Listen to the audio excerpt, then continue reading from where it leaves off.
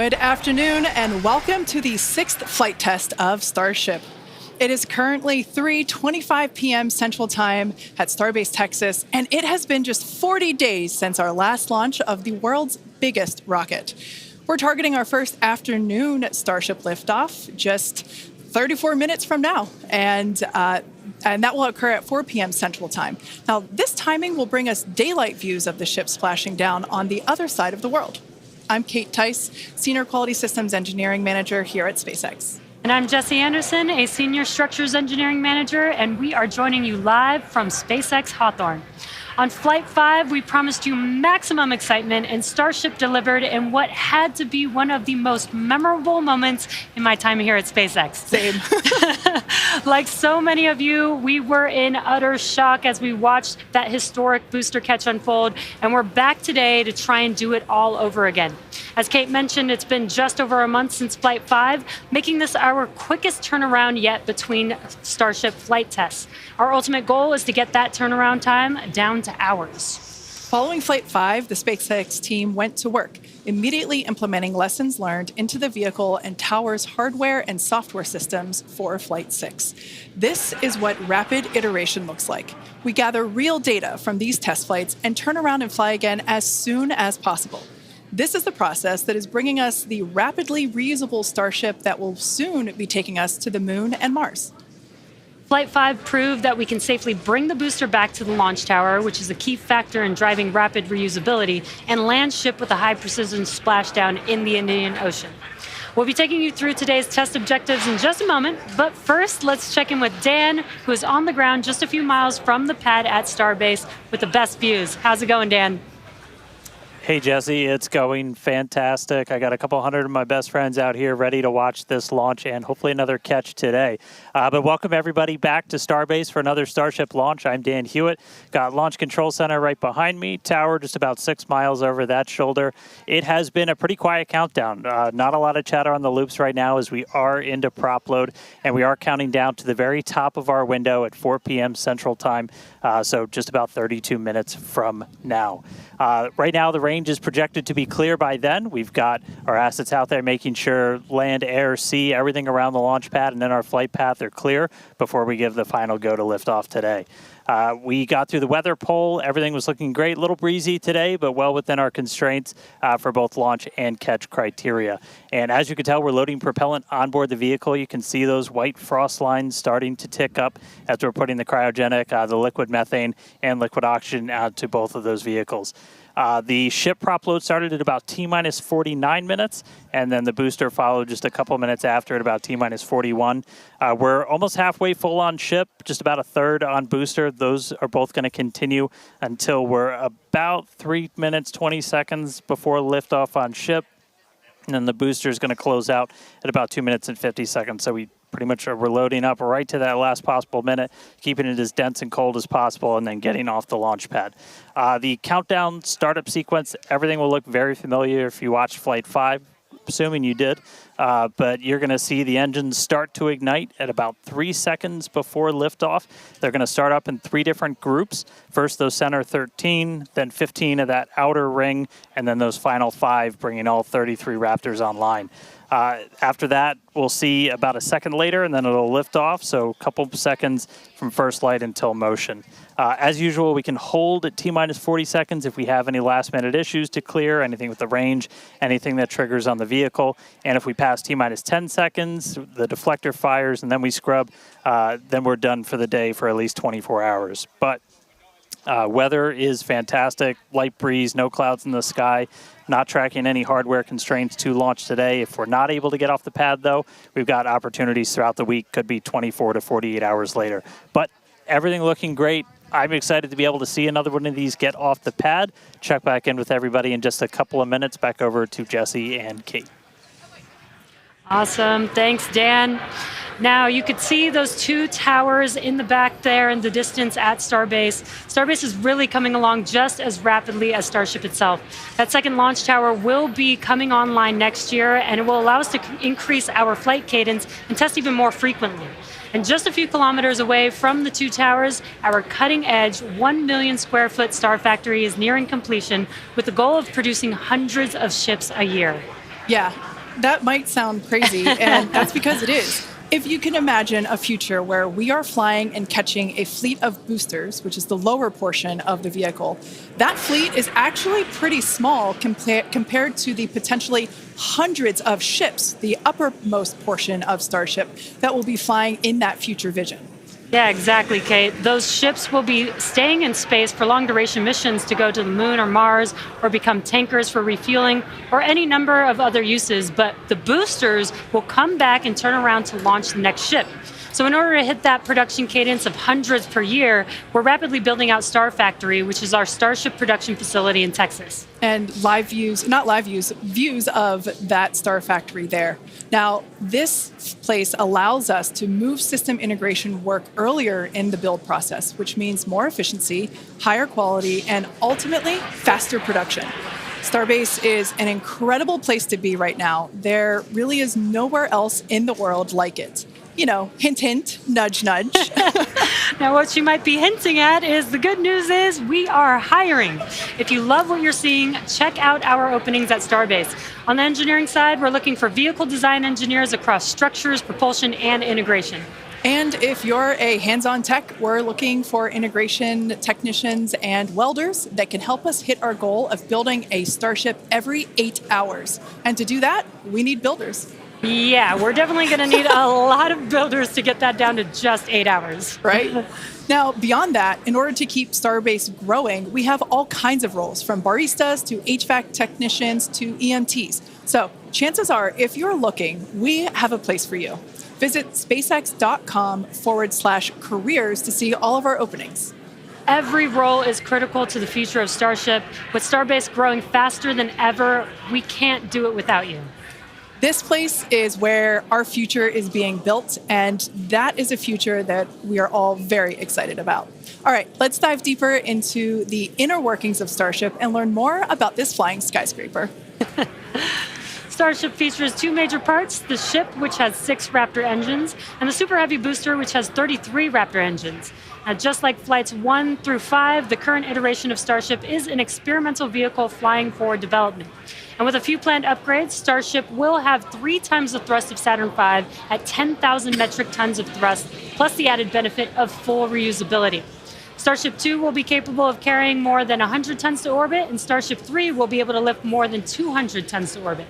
Now, the amount of mass we're able to launch per rocket is crucial to creating a self-sustaining city on Mars. Exactly. And speaking of launch mass, we should probably acknowledge the banana in the room and our today's secret payload.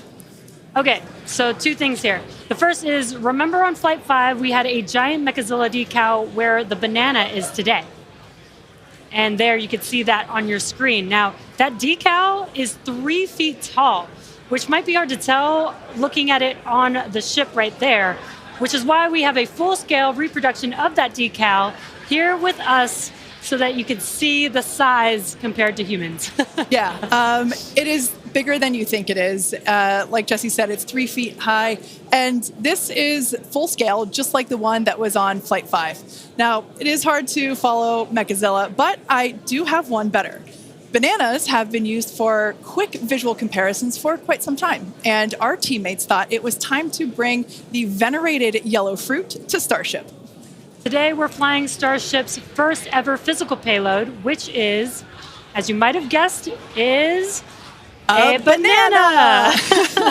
That's a live view inside Starship, and if you look closely, you can see our stuffed banana payload, which is doubling as today's zero gravity or zero-G indicator.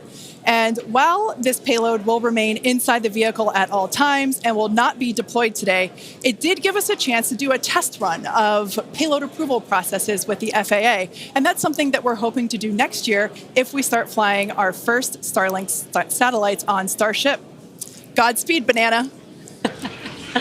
Some additional size for context, you can see on your screen a Starlink Mini next to a banana for scale. And to get an even better sense of how big Starship is, let's take the average size banana next to the average size human, which is about 2 meters high. Towering over our average human is the length of the Millennium Falcon, which comes in at 35 meters. Our Falcon 9 rocket with the payload fairing attached is double the size of the Millennium Falcon at 70 meters, and nearly twice the size of that is the fully integrated Starship at 121 meters tall. The ship is about 50 meters, and the Super Heavy booster alone stands 71 meters tall. And we do have plans to make the ship and booster even taller in the future.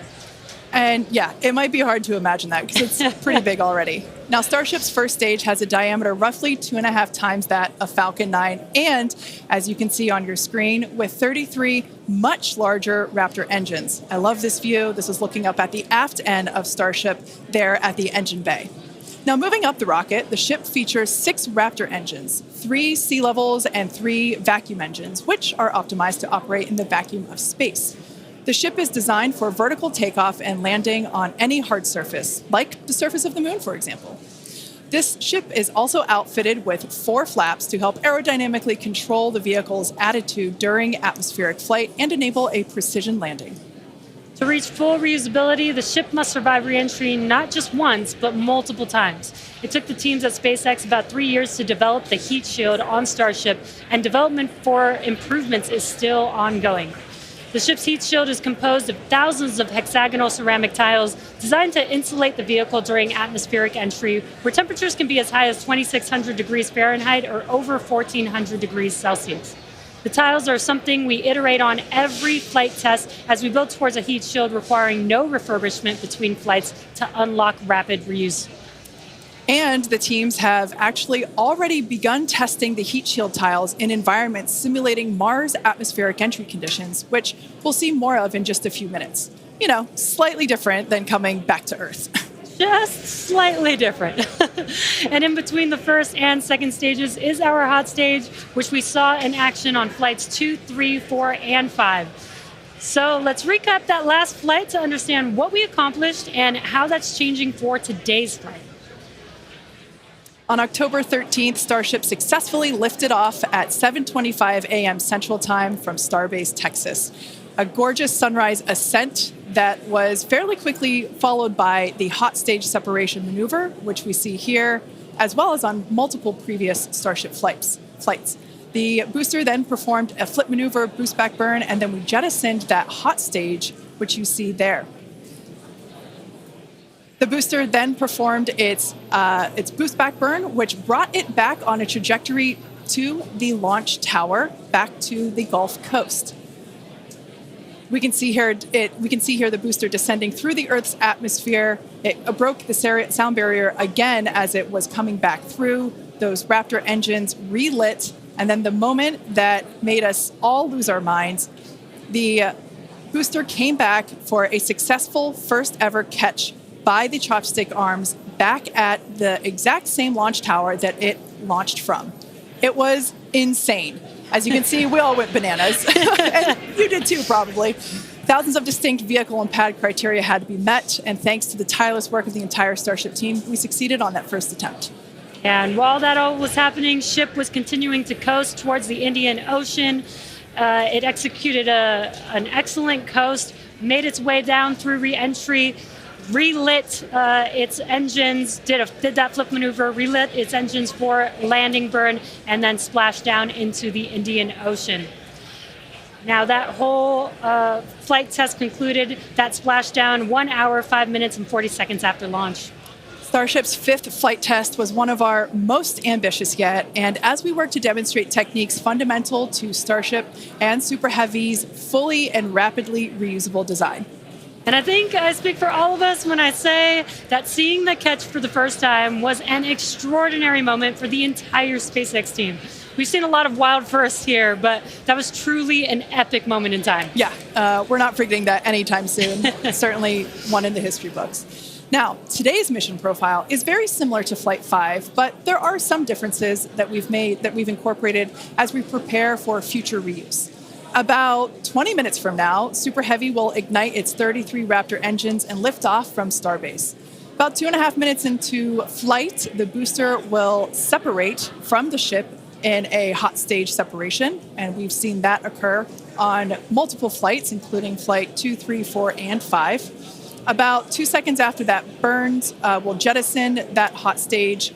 The booster will perform its flip and boost back maneuver, and we will once again look to return the booster to the launch site for a catch by the tower's chopstick arms. And once again, we will only attempt that if both the booster and tower are healthy after launch. We were successful last time, but we should emphasize that this process is still very new. And this is still just a test, so success is very far from guaranteed today. It's always a possibility that we'll lose the vehicle. It's a contingency that we always plan for. Yeah, exactly. Now, while the booster is doing its job, the ship's 6 engines will remain lit for a few minutes before shutting down and then going into the coast phase. The ship will coast for a total of about 40 minutes or so, reaching a peak altitude of approximately 213 kilometers. Now, one additional objective for this flight during coast is an in-space burn using one of ship's Raptor engines. Doing a burn while in space will build confidence that we can do deorbit burns, which is a key capability for upcoming orbital missions. Now, after the coast phase, the ship will attempt a controlled re-entry, and if ship makes it all the way down, we'll once again perform a flip and landing burn before splashing down in the Indian Ocean. Yeah. Now, there are some notable changes to our entry plans for this flight, and they will intentionally push the ship to, and very likely beyond, its limits. This includes several thermal protection upgrades and operational changes as we prepare for future ship catch and reuse. Today's flight test will also test new secondary thermal protection materials, and entire sections of the heat shield has actually been removed in certain areas. And on top of all of that, we're going to fly the ship at an aggressive angle of attack once it's moving slower than the speed of sound. Now, this means we'll be flying nose down instead of our usual belly flop orientation during final descent. This will no doubt stress the limits of the flap's ability to maintain control, but it will be a chance to get real flight data on what our limits actually are. So, to put it as bluntly as possible, do not be surprised if this is not a smooth flight to splashdown today. We are intentionally looking for how far we can push and discover the vehicle's true limits as we plan for future ship return and catch. And even though ship recovery is not expected today, the telemetry and data we receive all the way to the end is what we're looking for and what will help us get to a rapidly reusable Starship of the future. Now, just like Flight 5, one of our objectives for Flight 6 is attempting to return the booster to the launch site to be caught by the tower. The booster for this flight has upgrades to add redundancy across its propulsion system, increase the structural, as well as increasing the structural strength in a few spots. We've also implemented a few changes across both ship and tower to try and speed up the post-catch timeline. Returning vehicles to the launch site leverages the same hardware that we use for stacking ahead of flight, making our infrastructure multi-purpose. And in order for us to achieve that rapid reusability that we keep talking about, we need a quick turnaround. And you can't get much faster than returning the launch vehicle right back there to where it needs to launch from again. Exactly. In this video, you can see our original render of booster catch alongside the actual footage of catch from Flight 5. This video is just mind-blowing to see the predicted versus reality. And just like the last flight for today's booster catch, there are thousands of criteria that need to be met in order to proceed with catch. Automated checks have to indicate we have a healthy booster and a healthy tower, and the flight director must issue a manual command which is informed by manual checks from the flight control team.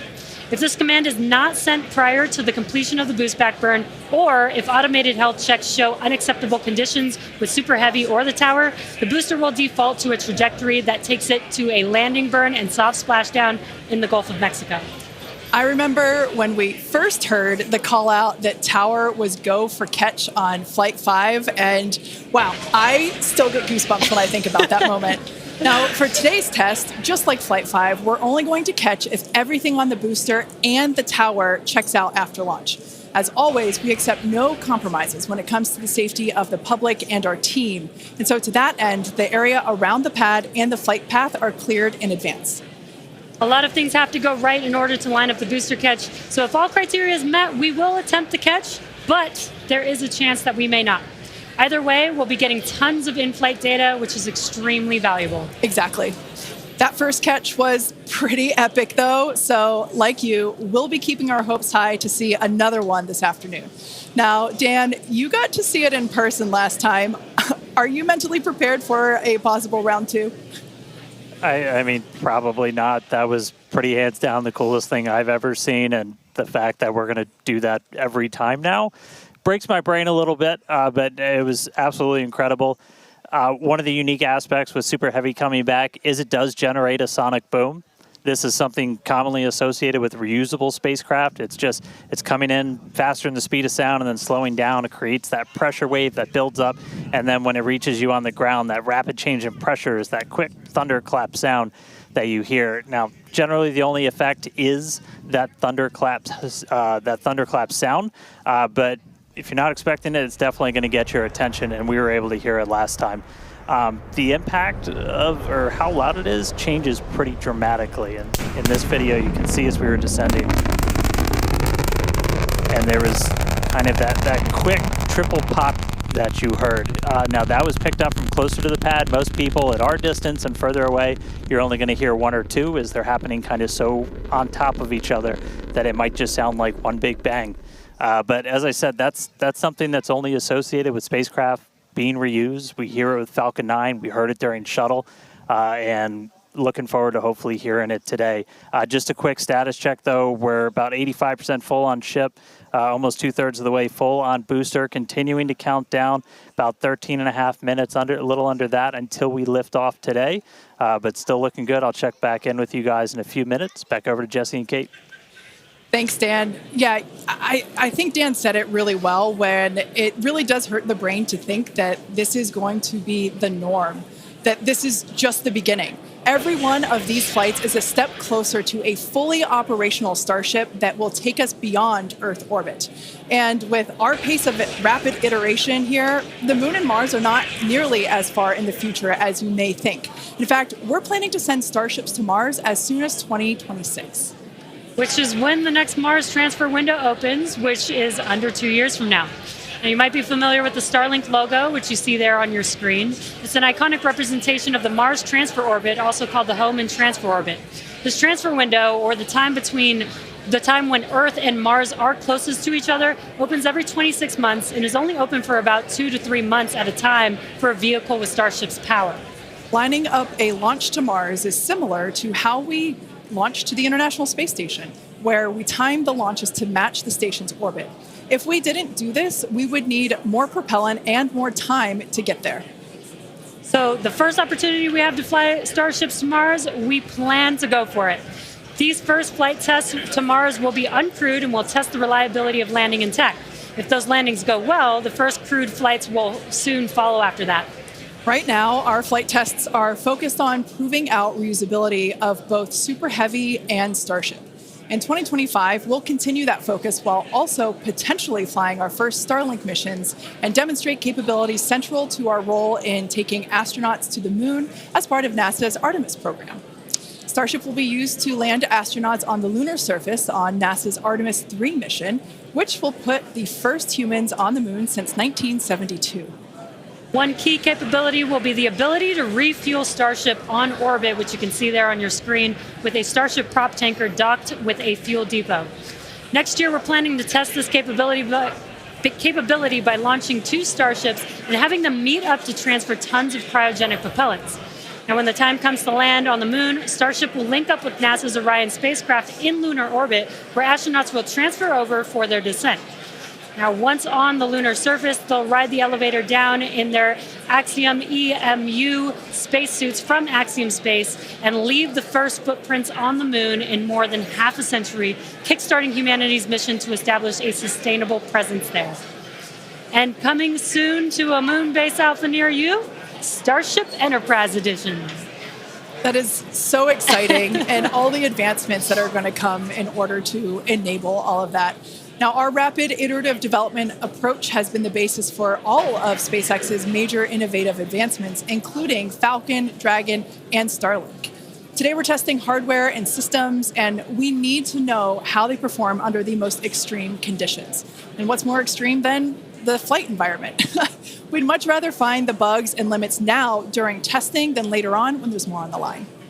And to reiterate, while we do determine an acceptable level of technical risk on our vehicle and pad to learn as fast as possible, we accept no compromises when it comes to the safety of the public or our team.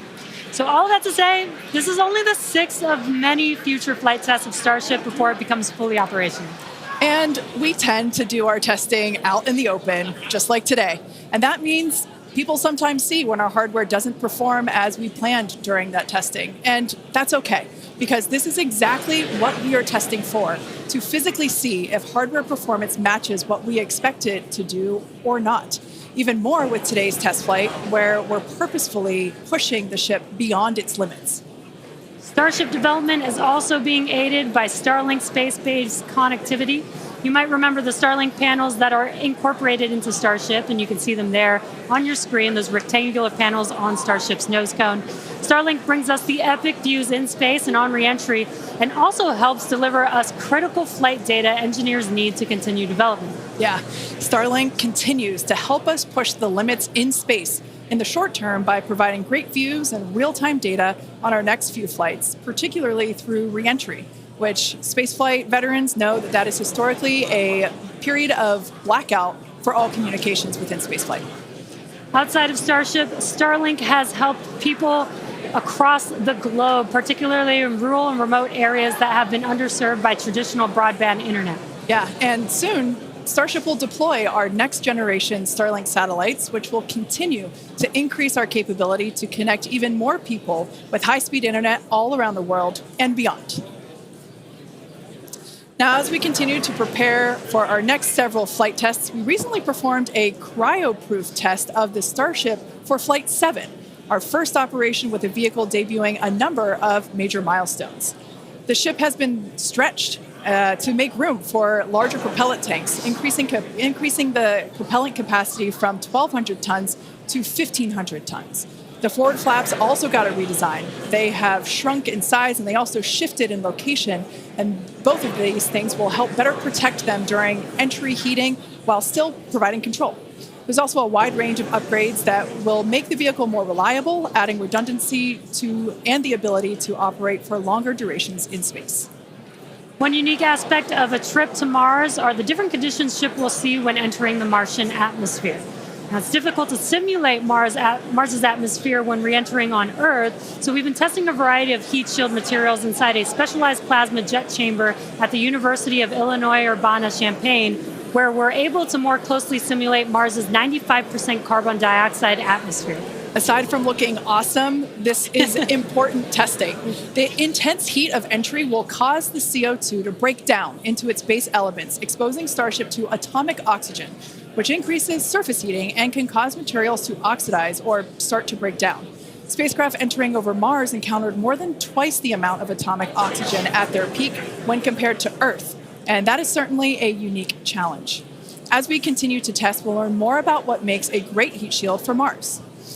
All right, now that we're heading into the final minutes of the countdown, let's go back to Dan for the latest on the ground there at Starbase. Hey, Kate, afraid I have nothing but good news for you. We have a go from our range safety team. We are a little over 90% full on ship, almost 85% full on booster, and not tracking any holds to an on-time liftoff. So we've got about 3 more minutes of prop load.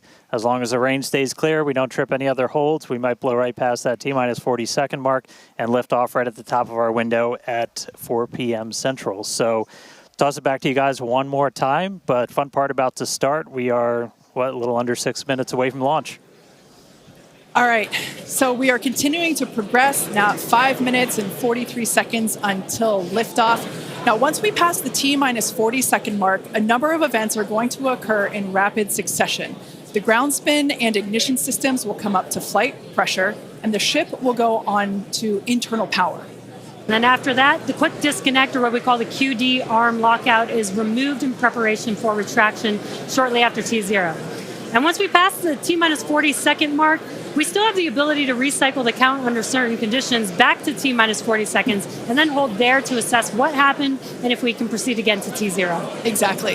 However, once the water for the deflector system begins flowing at T-minus 10 seconds, Any issue after that would be an automatic scrub for the day, as the teams would need to refill the deflector's water tanks as well as the propellant storage tanks over at the tank farm before we're able to make another attempt. Now, it is just so unbelievable that it's just been only a little over a month, and we are just a few minutes away from Flight 6. The crowd here is building up. We've got a much larger crowd here than when we were launching at 4 or 5 in the morning. Yep. Out here. So very exciting to have an afternoon launch to have all the employees here. Exactly. Now, just as a reminder, that T-minus 40-second hold, if we opt to use it, everything is still potentially go for launch. So nothing to be worried about there. At that point, basically up until T-minus 40 seconds, all aborts are just holds. This would allow the team to wait for final checkouts to assess propellant levels, engines, avionics, vehicle pressurization, range, weather. Occasionally we've had shrimp boats lingering in the past, but that doesn't sound like that is the case today. Yeah, not today. No shrimp boats, which is great. Everything so far is looking good. We're getting really excited here, just a few minutes away. We're going to go back, send it over to Dan in Starbase. How's it going, Dan? It is still going great, just coming up on about 3.5 minutes away, so we should be done with our prop load on ship momentarily. Then about 30 seconds later, we'll close out on booster. Our flight control team on board, or in the building just behind me, not on board. Some of them might wish they were on board. Flight control team in the building behind me, they're going to have a lot of work to do right after we lift off, as we still have a lot of manual checks that happen on the tower prior to the flight director, who's going to be Tristan Pierce again today, giving a manual command to bring the booster back to the launch site. And the tower did just incredibly well on the last flight. We didn't lose any of our required redundancy for a catch, and so we're hoping to see that again today. A lot of the team, really putting armor on the tower, making all of those things work, played a huge role in making that catch possible, and looking forward to hopefully seeing that happen again. And of course, sending our first payload to space. You can see the banana. It's very tightly secured, but I assure you it does have some room to float around. So once we're in a zero gravity environment, we should see our first Starship zero gravity indicator putting on a little bit of a show. And that's looking right in. That's where we're going to have Starlinks. That's our PEZ deployer. So getting its ride to space. So coming up on about 2.5 minutes, we are closing out on all of our prop load. Just heard that our fill drains are starting to close, so that means we're no longer going to be flowing propellant into the booster and the ship. We're going to do what's called pushbacks. So all of that propellant in the ground systems is going to get pushed back to the tanks, clear out everything around the pad right before we light those 33 engines and take off. Just quick reminder, you're going to see fire start at the bottom. You're going to see the deflector start at about 10 seconds before launch. Lots of water to help dissipate all that heat, all that sound. And then the engine starting up in 3 different groups. And then about a second after T0, we should see liftoff. About 2.5 minutes into the flight, a little bit longer, we'll see hot staging. And that's when we're going to be listening really close on those loops to see if we're going to be bringing the booster back for a catch today. Do always want to caution, it's never a guarantee. We've done this once. We'll see if we do it again. We're only going to do it if the booster and the tower are looking really good before we attempt to bring it back here. But coming up on a minute, not tracking any holds on the board right now. So as long as we don't have any last second things, which do happen. All right, flight director just confirmed T-minus 1 minute.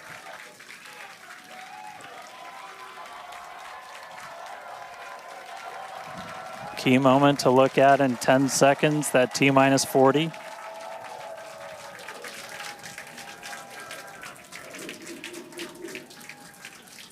And we flew right through that.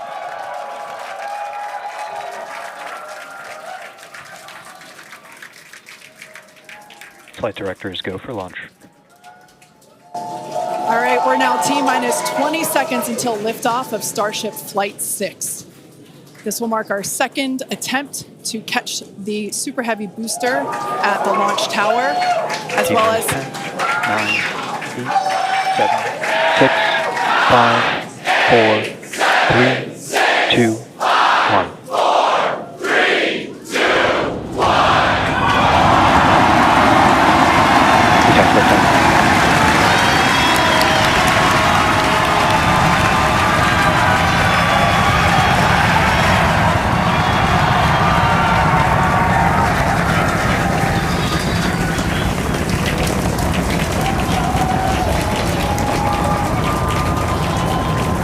Vehicle is pitching downrange. Booster Raptor, chamber pressure nominal.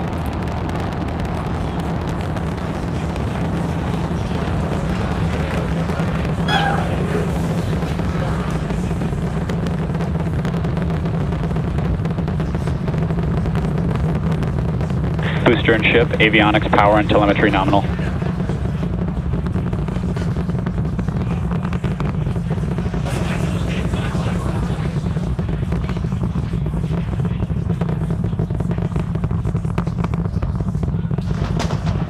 Vehicle All right, has we're reached just a little over a minute maximum into flight. dynamic pressure. We're about 6 miles away, so all the sound's still hitting us here. Hearing good call outs that power telemetry nominal, that's flying straight and true. We do see all 33 Raptor engines lit up on telemetry screens.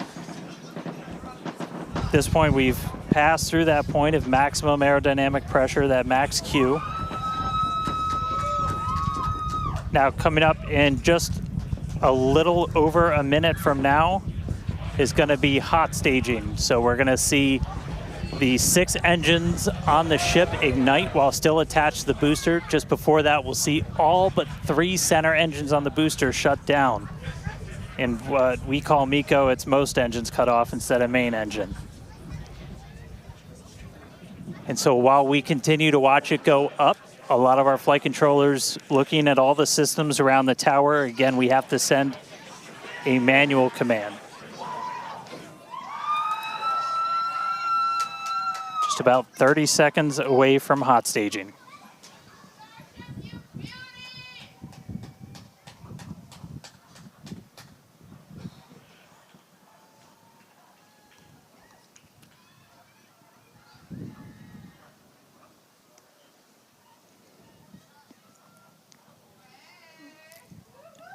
And we heard the tower is go for catch. Booster engine cutoff.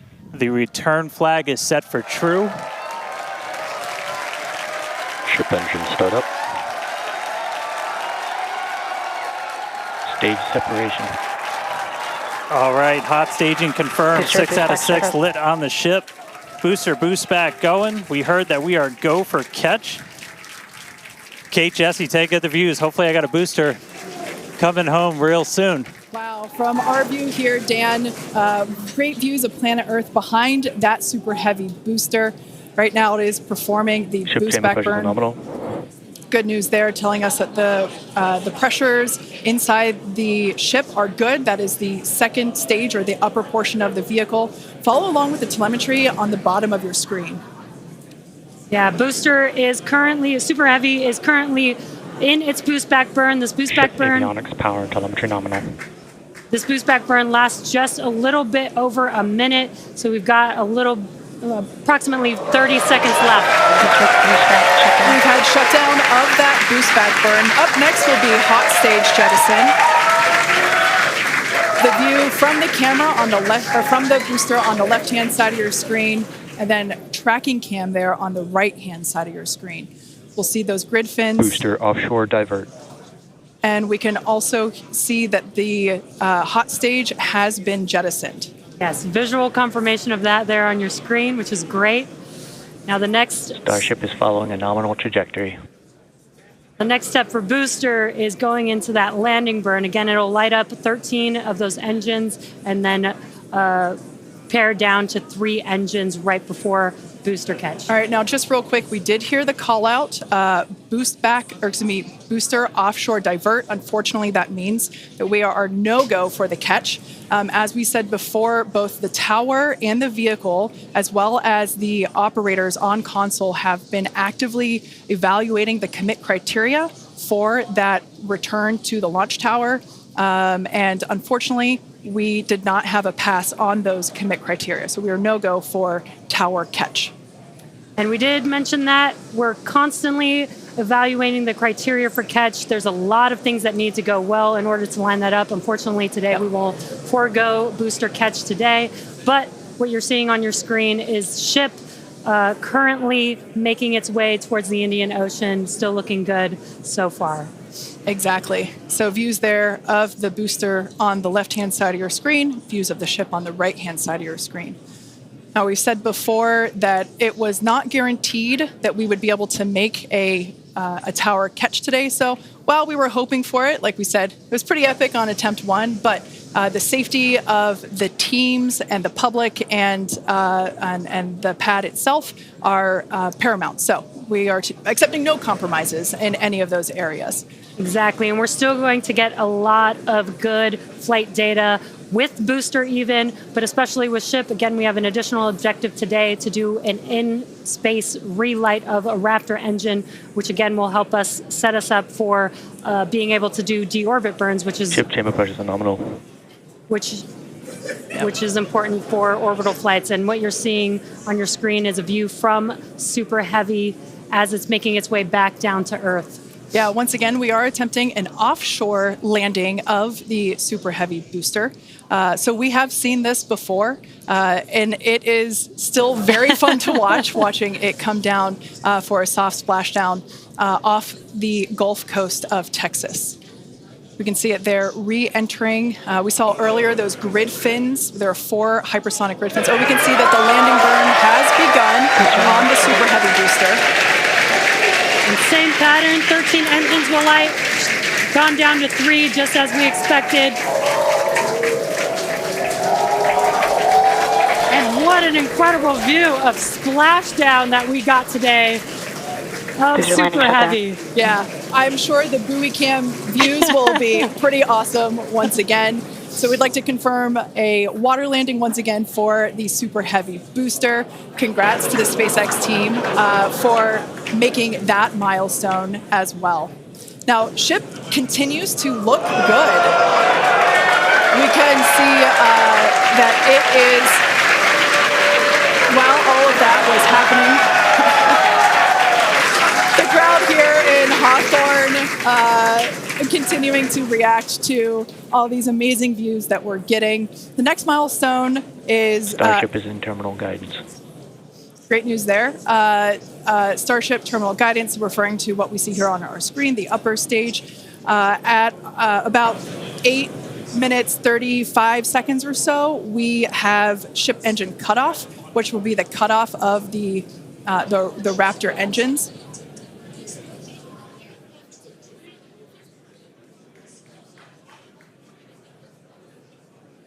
We can see on our screen ship giving us some incredible views brought to us by Starlink. This view is also very interesting because we can see basically the receding tile line that we referred to earlier, where we mentioned we have removed a number of heat shield tiles in order to test out and push the envelope on the ship and demonstrate what its capabilities are. Ship engine cutoff. And there we just heard call out for SECO, ship engine cutoff. Great news there. Everything continuing to look awesome for ship. Full view looking aft on ship here. Ship FTS is saved. Nominal orbit insertion. There's that call out we were waiting for. Confirmation of good orbital insertion for ship today. It has been a very exciting afternoon so far.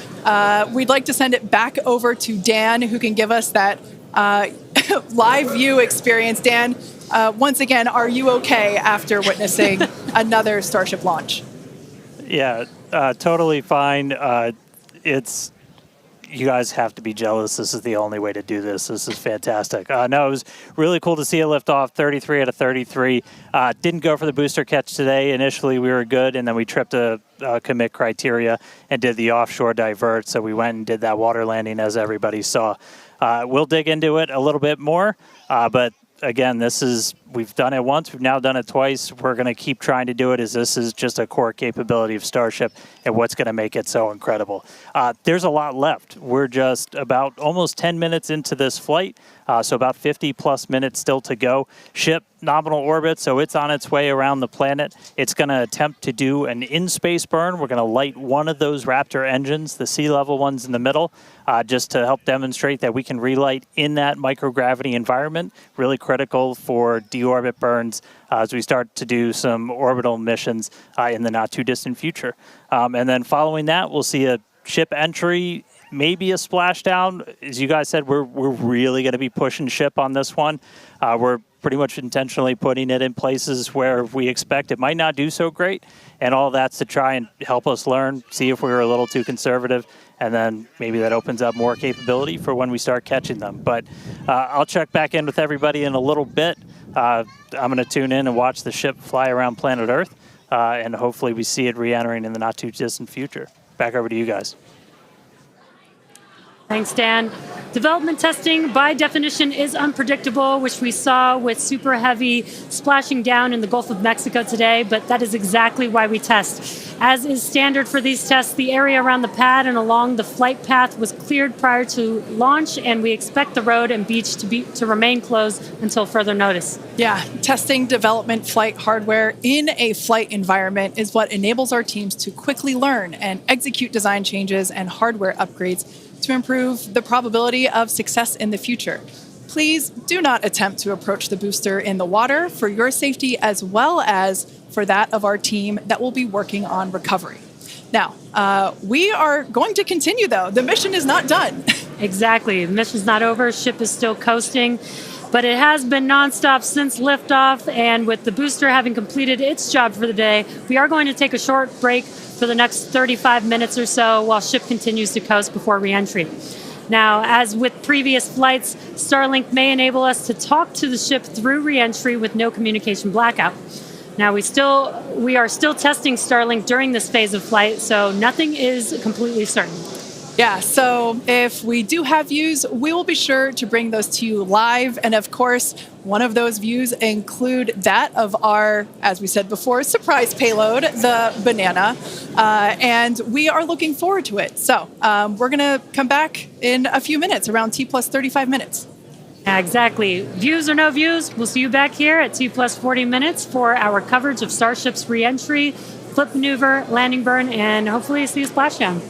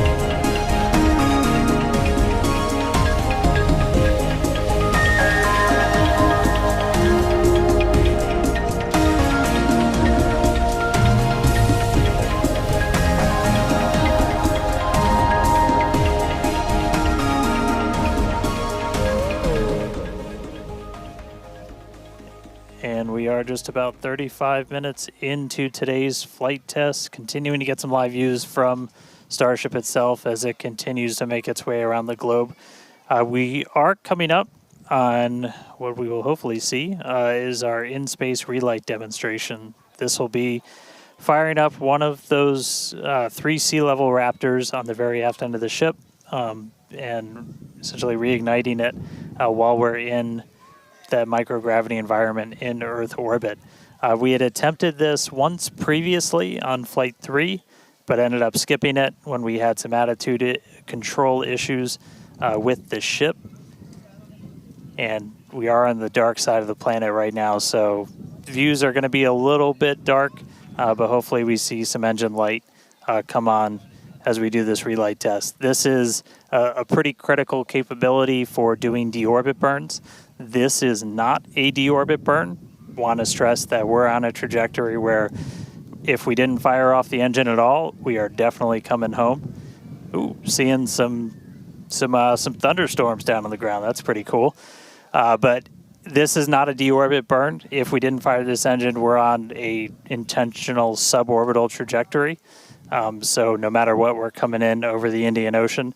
Firing off the engine does change your exact splashdown point a little bit, but we've got this keep out zone across the entire Indian Ocean that we made sure was clear ahead of flight, and we continue to monitor during. But we're going to aim for that and hopefully see this relight test coming on in about a minute. It's just going to be one of these engines, and it uses what's called the header tank, so these small spherical tanks in the very top of Starship, up in the nose cone.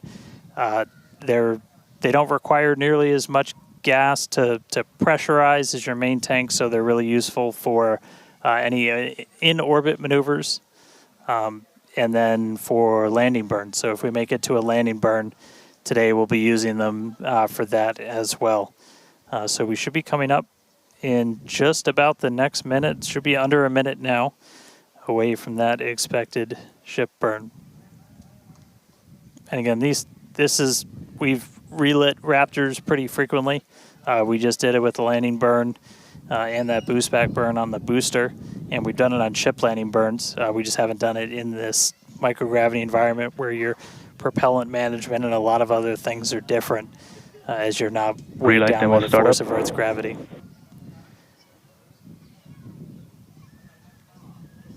And just heard the call out for startup. There's some light. There's that Raptor relit. And shut down. All right, there you have it. The first time ever lighting a Raptor while in outer space, other than our ascent burn.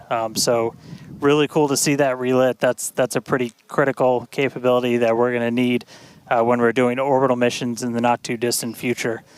So check another one off. That was a really cool. That was an objective we really wanted to hit on this one, and so good to see ship knock that one out in orbit. But for now, we're going to coast for just a little bit longer, and then it'll be time for ship entry. So we'll get the usual light show as we return from hypersonic velocities. We're just starting to do the entry prep for that, so we're going to get the flaps positioned, and then it's going to start taking the brunt of all of that heat as you're coming in from well in excess of 10,000 miles an hour. That's all going to build up a lot of heat as you're encountering an increasing atmosphere, building up that friction.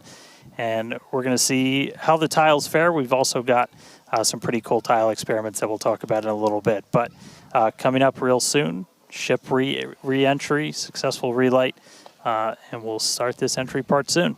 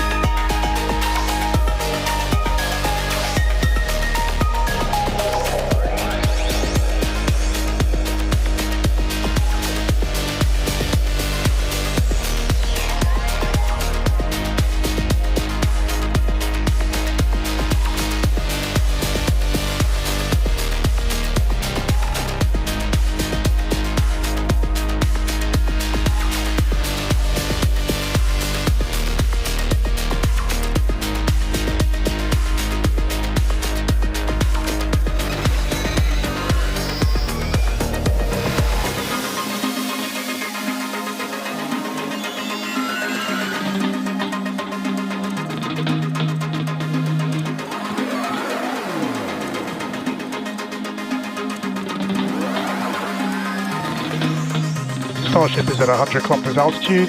Good attitude for atmospheric entry.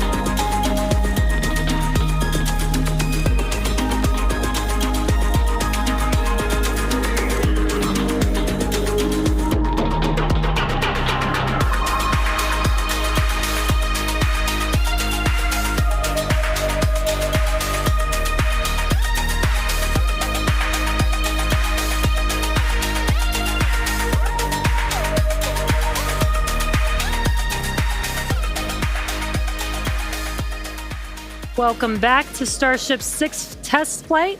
It has been an exciting day so far. We lifted off from Starbase at 4 p.m. Central Time. The Super Heavy booster and ship had a successful separation as well as a good boost back burn and good separation of the hot stage adapter. We did not attempt a return to the launch site and catch attempt today when strict criteria were not met and the Super Heavy booster executed a planned divert to a landing burn and soft splashdown in the Gulf of Mexico. Yeah, obviously we were hoping to come back to the tower, but this was a test and we knew that it was a very viable possibility. Starship is at 85 kilometers. Flaps now have control of the vehicle. All right, great news there, turning our attention over to the star of the show here, giving us these amazing views once again. We heard the call out there telling us that the Starship vehicle is now 83 kilometers above, coming up around T plus, now actually, the ship, as you can see, is beginning to re-enter the Earth's atmosphere. As a reminder, one of the main goals of today's flight test is for the ship to make it through the extreme heat of re-entry and to do so in a controlled manner. Now, re-entry is typically a portion of flight where we don't have communication capability with the spacecraft because it's re-entering at or around orbital velocity, which is roughly 8 kilometers per second or about 5 miles per second. Now, at those speeds, pretty fast. The spacecraft is moving through the atmosphere rather quickly, and that results in friction, as we can see that starting to happen on our screen, and this creates a plasma field around the vehicle. That blanket of plasma distorts communication frequencies, so it's not uncommon to experience brief blackouts in communication.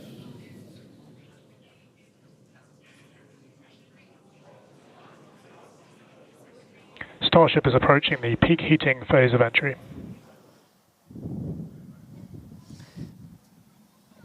And we just heard we're getting into the peak heating phase. We're getting these views courtesy of Starlink. We've got 4 different terminals on the ship itself. It's what's really allowed us to get real-time data during what's otherwise been just a a mystery box essentially for spacecraft design, where when you're re-entering through the atmosphere, at least getting anything in real time hasn't ever been possible before. But we're able to not just get these views, but real-time telemetry from the ship as it's coming through. Do really want to stress that we are really pushing the ship today. The heat shield is not in the same configuration as it was last flight, where we had a team of ship techs do just an otherworldly task, replacing the entire heat shield, thousands of tiles, installing a backup ablative, and that pretty much set us up to do a pinpoint landing on Flight 5. We did not do that with this one. We have some backup in those really sensitive areas around the flap, but this is an older generation heat shield. And knowing we weren't going to do that, we even went and removed some extra tiles. There are some missing tiles on the nose cone where we're testing some backups. There are some steel-covered tiles in a couple of different spots, and there's also a whole lot more steel of the ship showing. As you guys talked about, we gave it a little bit of a haircut, a couple hundred tiles trimmed off the sides, and that's where we might have catch fittings in the future. But ooh, color's starting to come in. So it looks like things are going to start heating up, Kate and Jesse. Yeah, fun fact, Dan, we actually removed 2,100 heat shield tiles from Starship in order to basically present that necessary receding line, which you kind of can see there in your view. Think back to previous flights. The heat shield line came up further on the vehicle, and just like Dan said, we want to test the vehicle beyond what we think it is capable of carrying based on our simulations and calculations. So once again, to just be super plain, don't be surprised if we see some wackadoodle stuff happen here. We won't be. There are a number of things that we are testing out intentionally to see what the ship can take. Yeah, exactly. And knowing what those limits are will really help us design the vehicle of the future. Essentially, removing those tiles helps us remove a lot of weight from the vehicle, a lot of things that might potentially need refurbishment in the future. And the goal is to come up with a heat shield pattern or design that we don't have to refurbish. We can just continue to use it over and over again. And that's why we're changing some of those tiles and moving stuff around, removing a lot of those tiles, as Kate has been mentioning. Exactly. And, looking forward to the Starship capability of the future, we want to be able to catch Starship like we do with boosters. And so the next flight, we want to better understand where we can install catch hardware, not necessarily to actually do the catch, but to see how that hardware holds up in those spots. And today's flight will help inform, does the stainless steel hold up like we think it may based on experiments that we conducted on Flight 5? Now, continuing to look, amazing views. Yeah, Dan, go ahead. Oh, I was just going to say, there's so much on this flight that we're doing to try and, make all the ships that we're about to start flying even better, just really understand what their capabilities are going to be. We've got kind of the next-gen ship lined up for Flight 7. It's got all of those heat shield upgrades and everything. And one of the things that we're going to be doing that's most interesting, and one of the reasons we wanted daylight, is we're going to be flying pretty aggressively as ship comes in. We're going to be kind of nose down. And we've done it in wind tunnels. We've done it in simulations. You might see the flaps really flapping around trying to control the vehicle.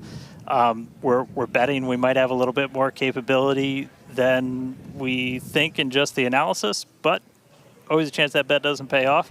But that just helps us know what are our Starship limits. is now halfway through the peak heating phase of entry. Sweet. Halfway there. Halfway home, guys. Yeah, and if you guys, again, can follow along with the altitude and the speed of ship as it's making its way back down to Earth, bottom right-hand corner of your screen, speed is still going really, really fast. Again, as it gets closer to Earth, we'll see that altitude drop a little bit faster. It's kind of dropping pretty slow right now. And again, as we get closer and closer to literally the surface of the water, then we'll start to see that speed pick up. And if we can make it through this re-entry, we will attempt to do that flip maneuver once again and splash down in the ocean. Exactly. Like we've been saying, we are testing beyond the perceived limits of the vehicle. We want to go learn more about the ship, and this is a great opportunity to do that. So really pushing the flight hardware in a flight environment to help inform these future designs. As we've mentioned, it has a different heat shield. This heat shield is not the same generation as what we flew last time. This one is one generation older. So we are also testing out new secondary thermal protection materials. So basically, like if the heat shield isn't in this one spot, can this other material protect the metal is the thinking there. Also checking of the ship's structural strength in those areas where we're looking to add that ship catch hardware just to see if it survives entry. So yeah, as we've been saying, we've done a lot of calculations and simulations. This view right here is super cool. This is looking out from the aft engine bay, basically at the bottom of Starship. Then on the center left-hand panel, if you will, we have one of the forward Starship flaps. So one of the flaps located at the top of the vehicle. Underneath that is one of the aft end flaps, like the one that we see in the main picture there on the right-hand side of your screen. Now, these views, as the vehicle continues to enter the Earth's atmosphere, drawing a crowd once again here at SpaceX in Hawthorne as folks tune in as the mission continues on. Now, the next event that we have coming up, we should hear the call out that the vehicle is transonic around T plus 1 hour and 2 minutes or so.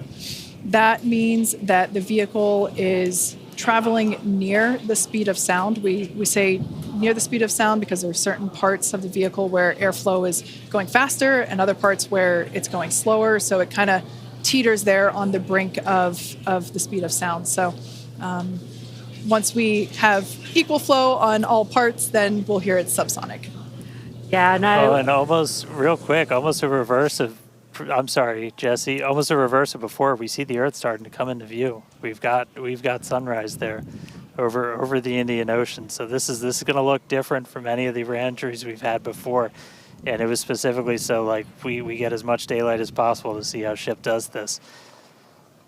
Over to you, Jesse. Sorry about that. Dan, great minds think alike. That's exactly what I was going to point out, is that we're getting a lot clearer view of the Earth in the background with the different temperatures that we're seeing, with the different colors of that plasma around the ship, which is really, really cool to see. Again, we are pushing the limits of ship today, but so far everything is looking pretty nominal. We'll see how the next few minutes goes. Yeah. Like we've said before, don't be surprised if this is not entirely smooth sailing all the way down to the ocean's surface. Similar to Flight 5, we are targeting the same splashdown location in the Indian Ocean, but we are not expecting to recover the vehicle. Right, and we were getting some glimpses of the flaps. The flaps so far are looking pretty good. We're not seeing any burn through. There's those flaps again. In that hinge area, which is our most concerning area there. That's great news for us for now. Again, the next few minutes could change as we continuously push those limits. Yeah, once we slow down a little bit, once we're subsonic essentially, so I think that's about 1,200 kilometers an hour. Once we're down below that, that's when we're going to kind of dip our nose down and get that more aggressive angle of attack. Normally we're just belly flop right into the water, pretty much, that position. But if we're going to be able to do return to launch sites, we're going to want to be able to fly with a little bit more of an angle of attack, get you a little bit more range as you're coming through. And so this'll be just a test to see quite how far can we push it. And obviously we're going to do these kind of tests way out here in super remote areas before you ever try to bring a ship back to a place like Starbase. Starship remains on a good entry trajectory. External temperatures are coming down. All right, great news there. That tells us that we are through the phase of peak heating. So we are expecting these temperatures to continue to come down. Once again, we are targeting a soft splashdown in the Indian Ocean off the northwest coast of Australia. We can see these beautiful views of planet Earth coming in. Yeah, this is very different, where we had nighttime views of the ship as it was re-entering, and now we've got daylight. It is about an hour or so after sunrise there in the Indian Ocean. So pretty cool to see this. Yeah, and it might not seem like it makes a huge difference, but we do get a little bit more light on ship as well for the camera views that we have, which is very beneficial for us to visually see anything and try and correlate that to any of the sensors or data that we have on the vehicle. Exactly. That is why we shifted our launch window so that we could have that daylight in order to improve our observations of the vehicle. So not only are we getting all the raw data from all the sensors that are on board Starship, but we also have multiple cameras and assets out there that are watching the vehicle and will also be able to tell us with this visual story that is also very, very important. And as we get down a little bit lower, the Raptor engines are in their chill phase right now, so just essentially getting them primed to turn on. We're going to use those 3 center engines to do a landing flip and then a landing burn. So we'll come down kind of in that slightly pointed down belly flop and then fire off those engines to flip us around and then do that final landing burn. That should be coming up in just under 5 minutes from now. And then hopefully we start hearing some call outs on transonic and subsonic as we slow down. Again, once you hear Starship as subsonic, keep a close eye on the flaps. They're going to be working overtime essentially to maintain control of the ship as we get a little more aggressive with this.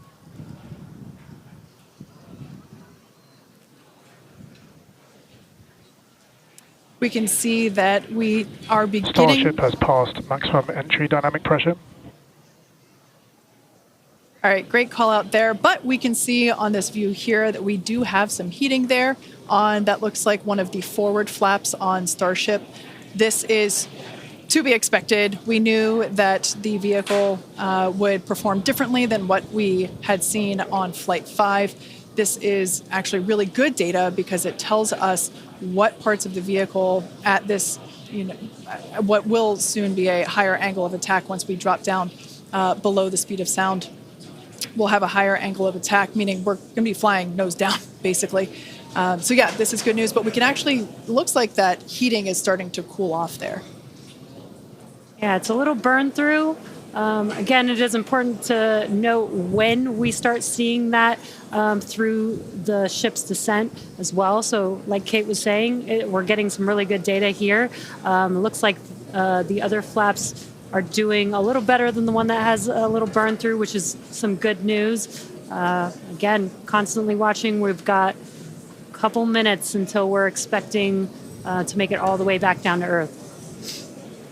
Exactly. And like we said before, we are not expecting to recover the ship, although that would be great. It'd be a nice bonus if it happened, but it's not really in our expectations today. We really want to push the hardware, as we've been saying, but really the telemetry and the data and the video that we receive all the way to the end is truly what we're looking for and will help inform the future designs of this vehicle. We can see some flap movement as the camera is moving around. That's what you're seeing there is the flaps adjusting. And we have a camera on one of the flaps there this is the view that you're seeing there. And you can also see the graphic in the bottom. Starship is slowing down past Mach 1. And call-outs aligning with this, you can see the orientation of the vehicle starting to change. You can follow that graphic at the bottom of your screen. Again, that is why those flaps are changing. They control the orientation of the vehicle. Yeah, there are 4. Go ahead, Starship Dan. has started the subsonic belly flop, remains on a good trajectory. I was going to say this is when things will start to get a little interesting. So this is when we're moving slower than the speed of sound. You can see that nose slowly start to tip down, and we're going to try and maintain flap control the whole way. But we are just a couple minutes away from hopefully doing a landing flip landing flip and landing burn if the flaps can hold together. Yeah, this is such a cool view. This reminds me of when we first performed the belly flop maneuver on the high altitude test with serial number 8. We saw the ship come back through, and I always wondered what it looked like from the ship's perspective, and this perspective, I think, helps inform that. We will be, as Dan said, we will be dipping down a little further and really be flying nose first. This higher angle of attack, we're intentionally doing it to stress those aft flaps, and that will help inform the limits of flap control in order to collect data for future landing profiles.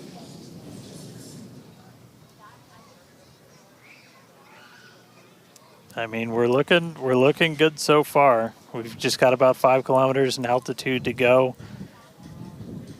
We'll ignite the engines when we're still just a couple hundred meters over the ground, do that flip. Starship is and passing landing through 5 kilometers altitude, remains on a good trajectory. I have a feeling this is going to look so cool as it passes through the clouds.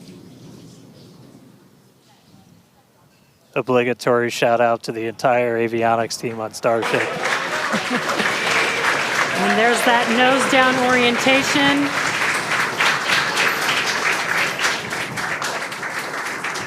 Now the Raptor engines will relight and help flip the booster back up. This is a more severe flip given the orientation.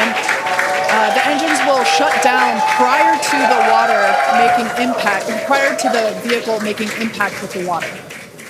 Our ship is doing great so far. There's those engines relighting. What a great reorientation by Starship. Wow. All 3 down to 2 into the water. Starship is landed.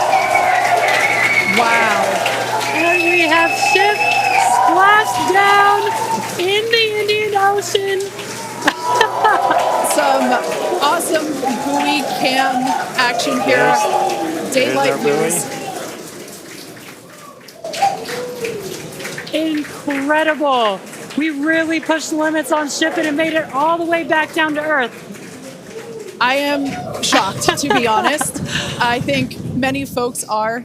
The fact that it survived all the way through while flying a lesser gen heat shield is just absolutely incredible. And turns out the vehicle had more capability than our calculations predicted. And that is why we test like we fly. Exactly why we do that. And those views were absolutely incredible to watch. Because of Starlink, we were able to get the views all the way down, as well as the buoys, seeing ship touchdown in daylight. So cool, so cool. Now, we want to, unfortunately, wrap up the show. Yeah, exactly.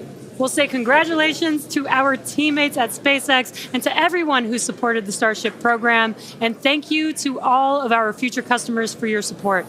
We'd also like to thank the people of Cameron County, Texas, as well as the Coast Guard, the Federal Aviation Administration, the Government of Mexico, and the Australian Space Agency. Now, be sure to...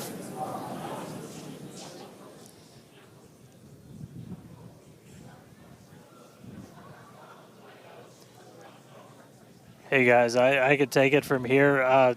That was just incredible to see that splashdown. As you said, thanks to everybody that took such a huge part in this. Everybody here at Starbase that's worked on this program, just really pouring your lives into it. Great to see another booster lift off. We'll catch it the next time. Great to see ship in the water. New version of ship coming soon, so a lot more exciting launches coming up real soon here from Starbase. But I'll send us out this time. We'll see you guys next time. Awesome. Thanks, Dan. Be sure to follow SpaceX on X for updates and more exciting views that we weren't able to feature on today's broadcast. I'm sure there will be plenty of those. Now, thanks to all of you for tuning in, and we'll see you next time.